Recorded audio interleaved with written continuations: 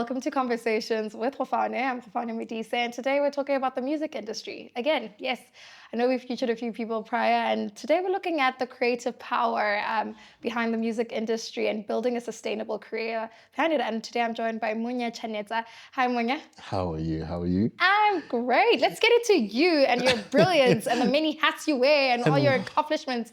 Who the heck are you?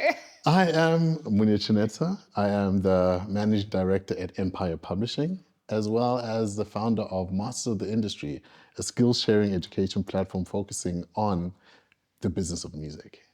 I'd say those are the two hats I think I need for now. Yeah. For this interview. That are For now. appropriate. Yeah. There's a few like others. A music educator. you teach people how to, what is it called? Owning rights and all of that. Yep, rights, ownership. I need you to toot your horn.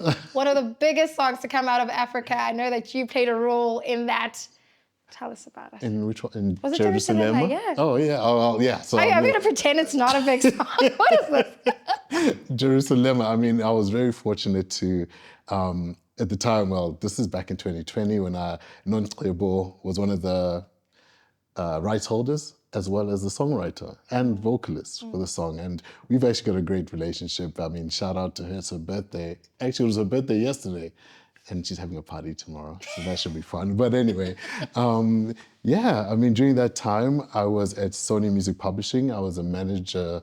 I was heading up for the continent. I was the A&R manager for Africa. Really, at Sony? At Sony Music Publishing. That's incredible, okay. Yes. And during that time is when I was fortunate. Well, actually, it's because we had a long-standing relationship. I'd met her years before, and, you know, I'd always helped. And that's how I am in general. To creators. If you need assistance, I'm always usually, as long as I've got time, I'm usually got an open door kind of policy.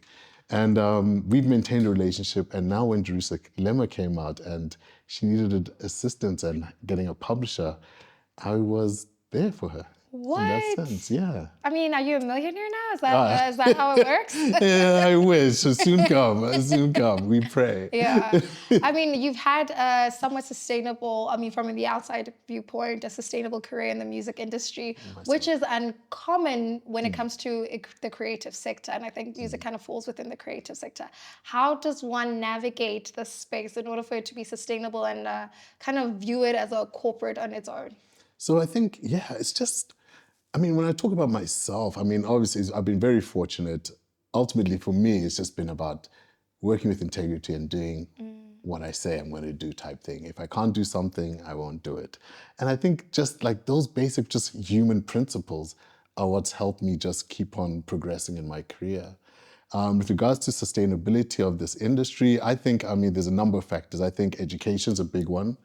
I think understanding rights, understanding how the money flows, and actually having an industry that actually kind of encourages sustainability, not virality. You know what I mean? Because right now we're all chasing viral moments and the like. However, we're not investing in the creative to actually have sustainable careers where their works can not only feed them now, but can feed them for the next 50 years, as well as potentially their families, because music and copyright within music is an asset which you can pass on to your children. So the day when we kind of, as a whole, kind of get this, I think will be a very different space.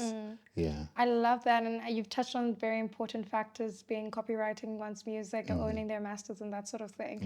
I don't know how many times we've heard alone just from, I think I can mention him. It's not like he's going to listen to this podcast or anything. Or is he? T-Pain. I remember T-Pain has spoken about his story so many times about how he got so broke along the journey. And we've heard this about with so many musicians who they sign contracts or they kind of squandered their money. I mean, how does it work? What happens? I mean, I think it just goes to lack of understanding how, as I said, how the money flows.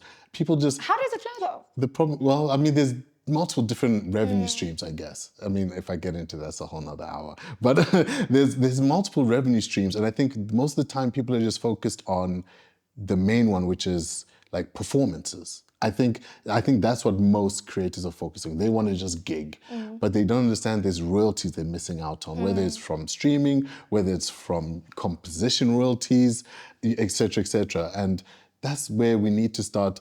And I think there's a big part of me now through the years. Initially, I used to be one of those guys. I was like, creatives just need to do better. But I've realized that we've put too much on the creative as well.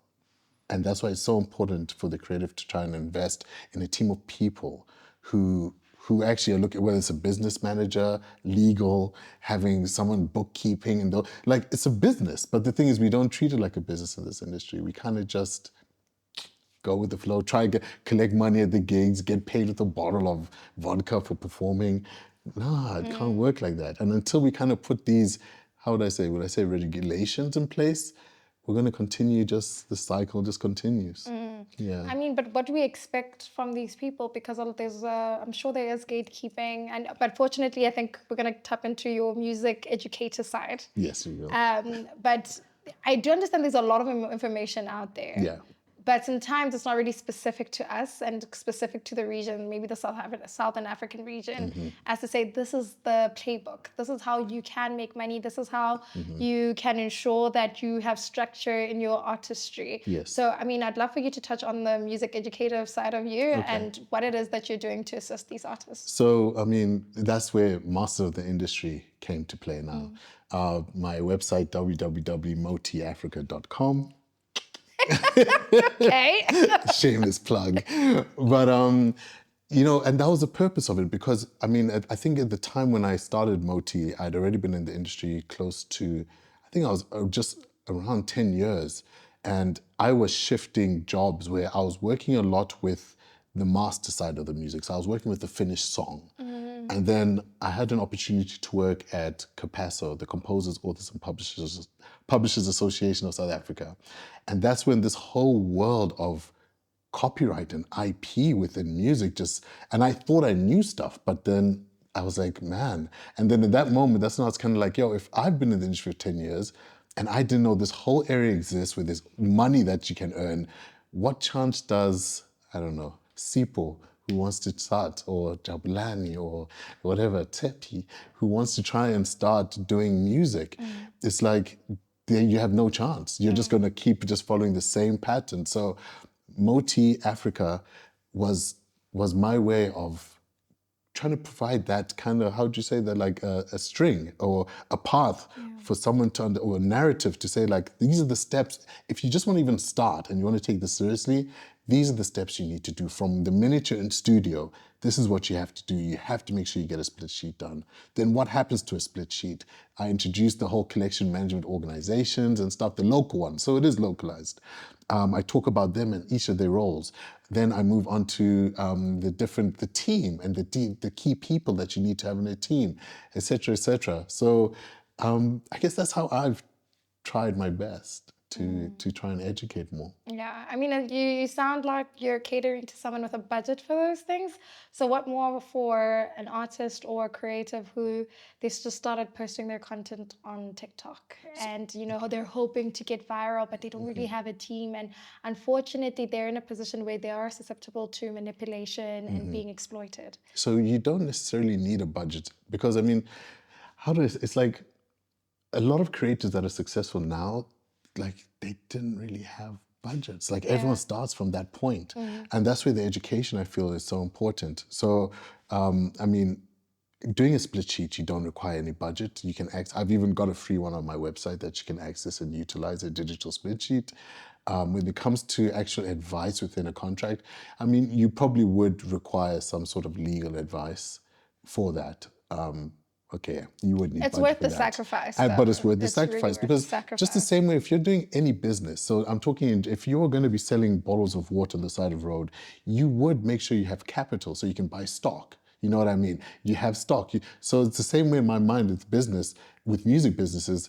Make sure you have enough capital so that you can give yourself a fair chance. No one goes, I'm going to sell water on the side of the road, and you don't have money to even buy stock to be able to sell it in turn. So that's where saving money needs to, you do need to, those are basic like business principles, I think. You need to have capital. Yeah. And that's on you to save, whether you're asking family and the like, whatever you have to do. Yeah.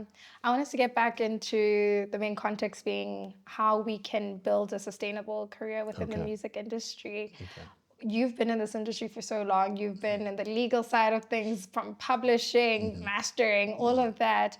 what would you say are the common traits when it comes to successful artists, or when you're able to see a particular individual, you're like, this guy's on the right path? Okay, so I'd say people who treat it like a business from the get-go. Yeah.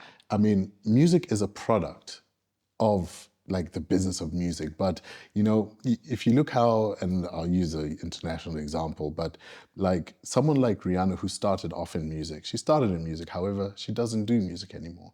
Music is what kind of provided her, it's music for me, I feel is almost like a calling card to bring attention to your brand, who you are, and whatever you're selling. That's what music has the power of doing. So if you play your cards right with music, you can end up like that. So I'd say people who are doing business from the beginning, treating it like a business. So making sure that you do have your split sheets done, for example. That's, for me, split sheets are the most basic and the most overlooked things that, like, it causes so many issues when you don't have a split sheet in Really? In what place. way? Because a split sheet basically is a document that basically details how are you going to divide the, let me just, for this, is like, how are you going to divide the intellectual property of this song? The people who made this song, basically. How are you splitting it up? Is it 50%, 50%? There's no rule. All that matters is everyone in the room has to agree. Now, when you do a split sheet, then that goes to the collection societies, who then in turn, they collect royalties from all these platforms that are using music. So whether it's Apple's, Google's, YouTube's, all these international Spotify's, as well as your music that's playing in stores, in malls, etc., etc. So all these places now, if you don't do a split sheet, then basically the collection societies don't know how to pay the music, the money that has been earned, the royalties that have been earned. They don't know who to pay it to according to how. They don't know. If you don't have a split sheet, you end up on, you miss on sync revenue. And a sync is when you're getting your music played in film, TV, TV shows, adverts, computer games, which is very lucrative actually as well. And if you don't have a split sheet, now the brands who want to pay you, or the agencies, they don't know who to pay. And then they move on very quickly on to the next song. So this is like one of the biggest things is split sheets. I can't even stress it. That's why I actually invested in just having a digital split sheet done. Yeah. Because, and it's like, it's the core, it's the foundation of everything. If you don't get that split sheet, it causes so many issues. And people forget very quickly, especially when money gets involved. Very quickly. People who initially you're all laughing in studio and you agree 50-50, then suddenly someone starts saying, actually, I actually did a little bit more. Now it's years later and there's no way to prove it. Yeah. The split sheet also helps prove these things, and it helps just avoid these kind of issues that Yeah. people fall So into. I take it it's discipline, creating that discipline from jump. Absolutely. And also Discipline is the key. treating it like it's a A business. business. Yeah. Those are actually the two key Yeah. things, is being business minded and the discipline to do what you need to do. In the event that you don't have, if you're not able to do it yourself, and also when it comes to now building a team, like I often say, like, you don't have to try and go for the top manager who's managing Tyler, for example. You don't have, because they won't have interest in a maybe a developing act. Like I know a lot of people lean into their friends, but then now your friend who thinks he's your manager, who doesn't really understand the business, he thinks that being a manager is just taking you to gigs and collecting money and getting drunk with you or having a good time. I've seen that. And that happens Also a back lot. home in Botswana, I've seen that. It happens Yeah. all the time. Yeah. So now it's like, if you do have a business manager, if you do choose to choose your friend, make sure your friend gets educated. Like that's their job. Part of their job. They must go to multiafrica.com. I'm not getting paid for this. I don't know why he's doing this.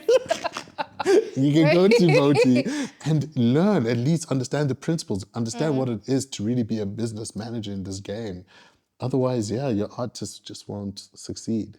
Yeah. And then how do African artists avoid the being part of the trend trap, where there's a particular sound that's trending and maybe I should try jump on that. Okay, piano is not as big. Let me try the compo. Let me try this. Let me try that. So how do we, especially for young artists who are still trying to find their sound, and maybe their sound is very niche and might be more acceptable in maybe European countries perhaps, but they haven't really explored that because what they're seeing trending on social media isn't the sound that they're into. So this is now, when it comes to that kind of thing, I think it's about authenticity. Music is about authenticity. I genuinely believe. I think that being authentic to yourself, it's all about building. Like, it's like you start off with one fan, if you know what I mean. If you stay true to yourself, if you've got that genre which you believe this is the genre I want to stick with, multiple different things, there'll be voices in your head and people telling you do this. If you authentically stay within the space and you build and better yourself in that space, I think eventually, and as well as also making sure your brand is on point as well, like it's clear what you stand for. I think it will be a build. I think the problem with the trend is, again, when I said which the industry sometimes is like we're chasing virality instead of like longevity. We need to shift our mind. If we are focusing on longevity, we will understand that, listen, it does take time. Like building it starts off with one fan. That one fan will turn into 2 fans, which might turn into 4. And you build, you keep feeding that fan. And as you said, and when you do repetition of something, you will only get better. Yeah. You know what I mean? Yeah. What do they say? Practice Perfect practice makes per- perfect. makes practice perfect.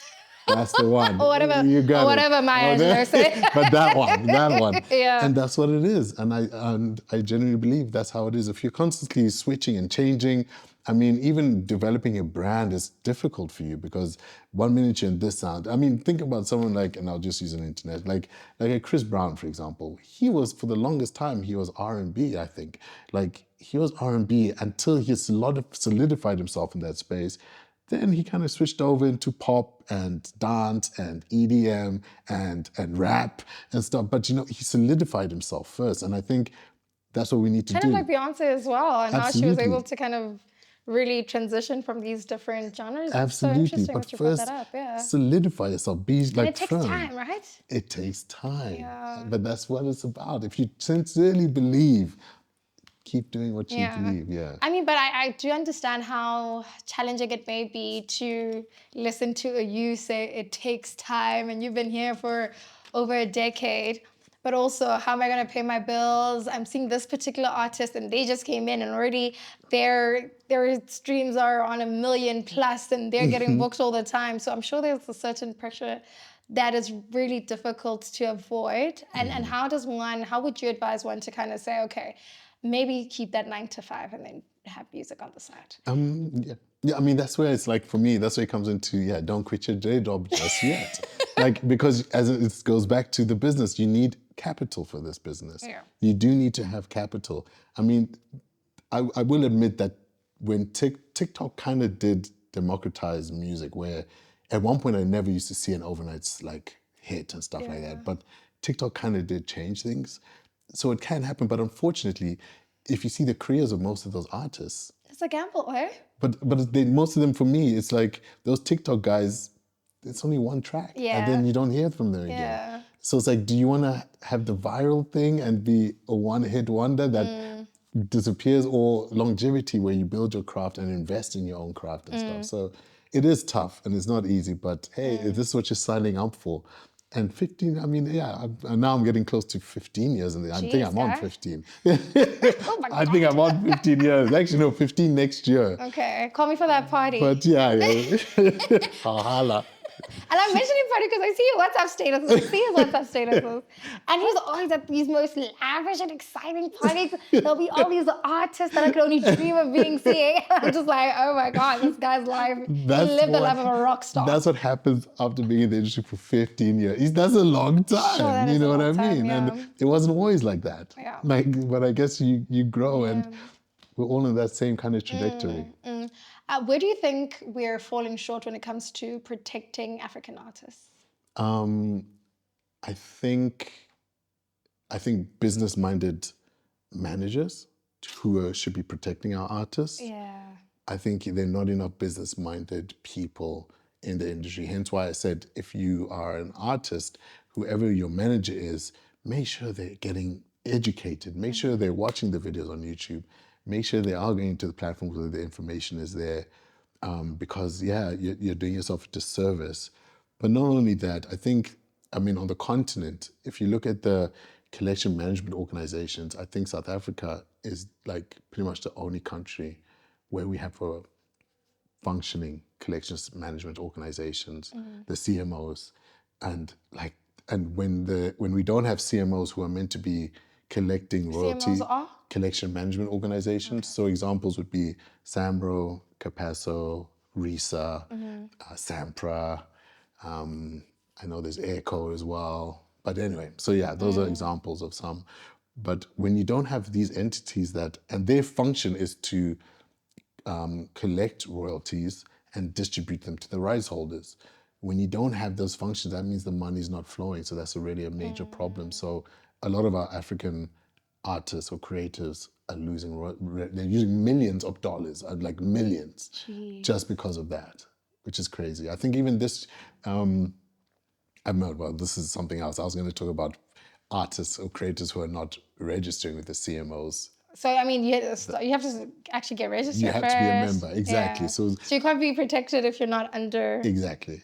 You can't get your Jeez. royalties if you're not, because they don't know who and I think was it last year or this year? I can't remember. But Samro, for example, I think they collected 700 million rand to distribute, and I think they only managed to distribute 400 million. So that means 300 million rand is uncollected. So it's like, come on, guys. No way. This is money that's due to you already. You've done the work. You've done the work, but you're just now, because it's lack of education. You're not understanding the different revenue streams and where you can collect money. You're not taking the time to understand your business. You're just focused on the creative, which is obviously that's a major part of it, but it's not the only part. It's the other side of. There's two sides of a coin. There's a business and it's the same coin. So you have to make sure you're on top of all your business as well. Yeah.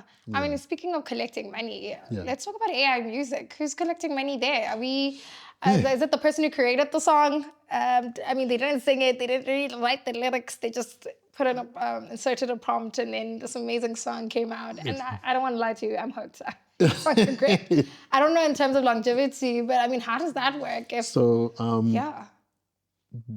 And funny enough, yesterday I was reading that there's a few international collection societies now, who are now allowing people to register partially AI like made music, basically. So if you use, which I think is a good thing. Where for me, AI is a tool. You know what I mean? It's a tool that you can use to help you produce or to help you express your creativity. But they did explicitly say that if you try upload 100% AI songs, you can't register those songs yet. Okay. So I mean, those are kind of things.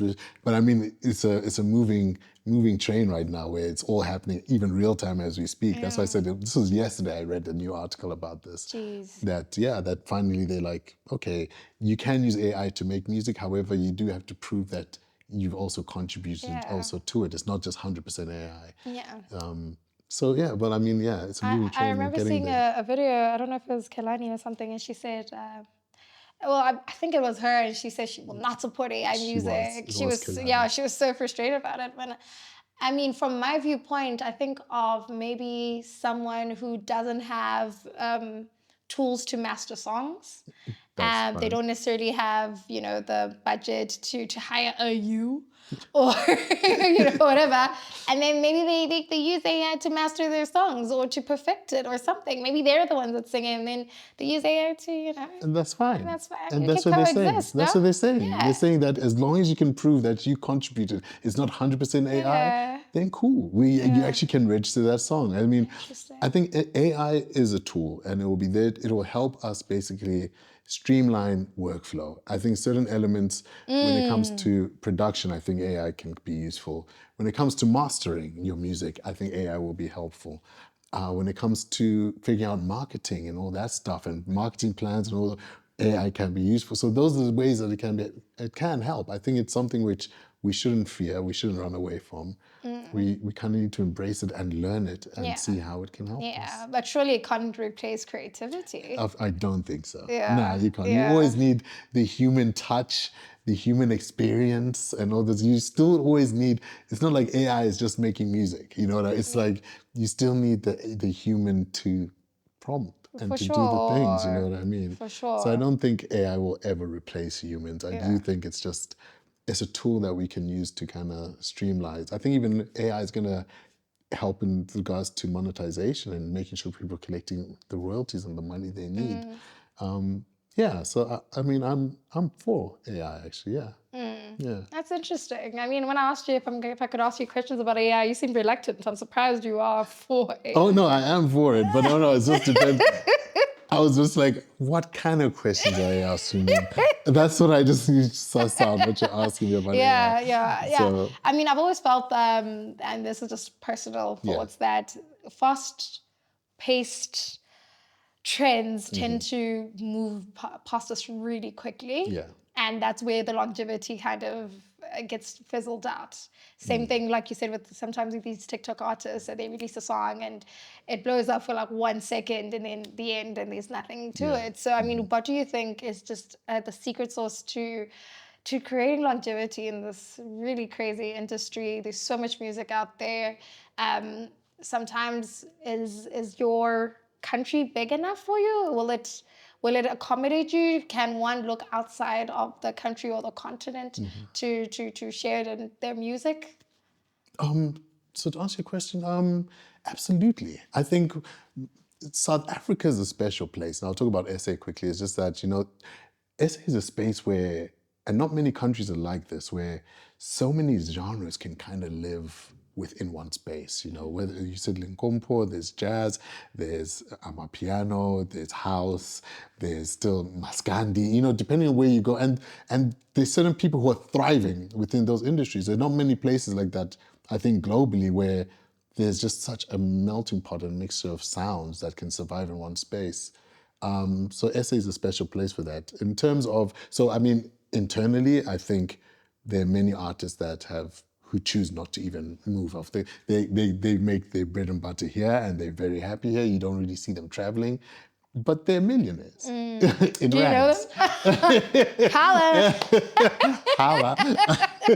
Yeah. I know a couple of them. I know a couple. Yeah. But yeah, and they do magnificent. And now in the digital age that we're still in, it's like there's very little boundaries now. You can make money from overseas if you make the right moves and meet the right people and the like.